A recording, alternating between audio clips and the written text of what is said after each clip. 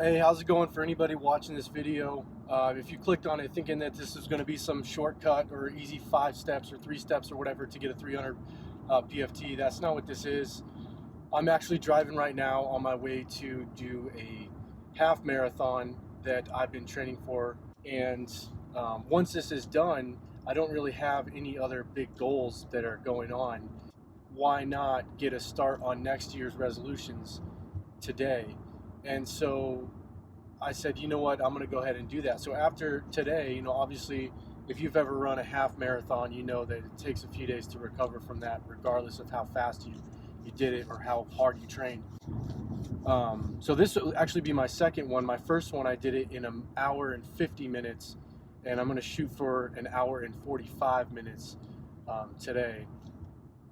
Now, my first one was on concrete and relatively flat ground, and this one and during the day. This one is at night in sand, and there's a bit of an elevation change. I think about 500 feet over the whole course. So I think it's in the first 3 miles is the 500 elevation, and then from there it just tapers back down. But anyways, earlier this year I read a book called Built to Last. It was basically a book comparing very successful companies and what did they do in order to be successful. And one of those things, they call them BOHAGs, big, hairy, audacious goals. You don't set mediocre goals, and then even if you achieve them, you always are kind of left with that idea, like, could I have done better? For me, the PFT is the next thing that I want to kind of check off the list as being my BOHAG, my big, hairy, audacious goal. This is not steps to success or, like I said, 5 easy steps to a 300 PFT. But for my last 2 years, my goal is to get a 285 PFT, which I missed both times the first time by 7 points and then by 13 points. That kind of left me thinking, okay, well, I kind of gave up. I was like, you know what, that's close enough.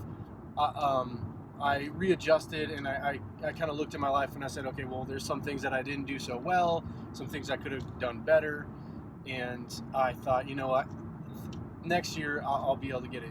And then after reading that book, I decided, you know what, I'm not going to shoot for 285. I'm going to shoot for 300. I'm going to go for 300, and I'm going to see how well I can do. I think having some sort of accountability through other people, or at least pushing myself to train and upload a video about it, will give me a little bit more, keep me a little bit more honest about my training, my diet, my time, my plan, and all that. That's what this is. This is going to be me. I'm starting my journey or my road to a 300 PFT, and I'm just going to record it. My idea behind this is that there's several things that, if you've ever ran a 300 PFT, I have 2 under my belt. One when I was first in the Marine Corps, and another one later on in life. I think I was a corporal right out of MEI course, so I was really fit. If you've ever done that or trained for it, it's not easy.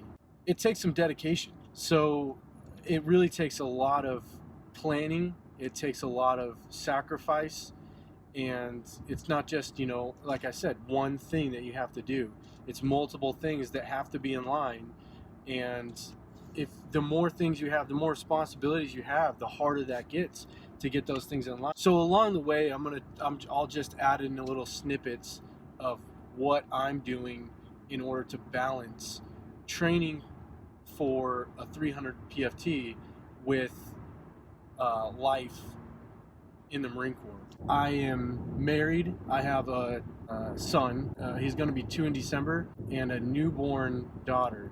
I also am doing school, so it's going to be throughout the time. I'm going to do videos on not only my updates of training, what I'm doing step by step for that week, but I'll throw incorporate videos like how to go about balancing college with life and training in the military, how to go about balancing family life.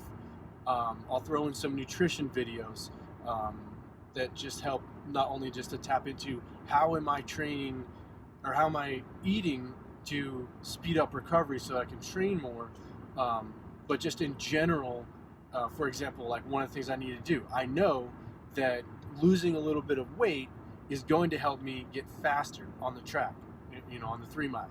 So I'm gonna have to do that. I'm gonna have to look at my macros. I'm gonna have to break it down. I'm gonna have to do some meal plans. So that's gonna be thrown in into this video as well.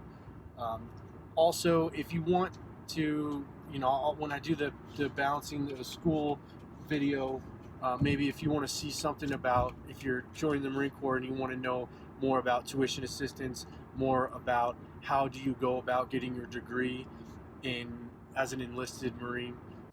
Essentially, this is just me documenting my experience as I go along, and we'll say my goal for this is at the end of May, I'll be graduating advanced electronics course for the Marine Corps, and at the end of that, to be able to run a 300 PFT.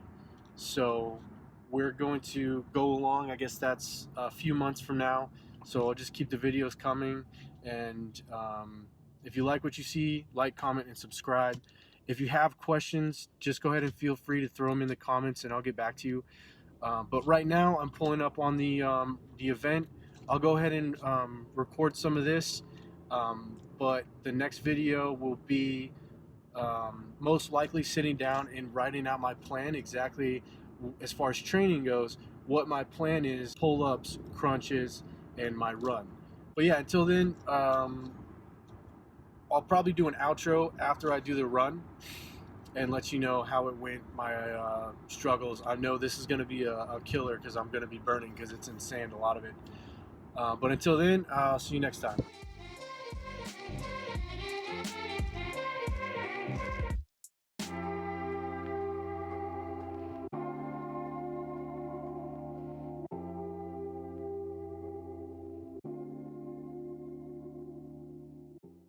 So I just got my bib, but I checked my light and apparently it doesn't work.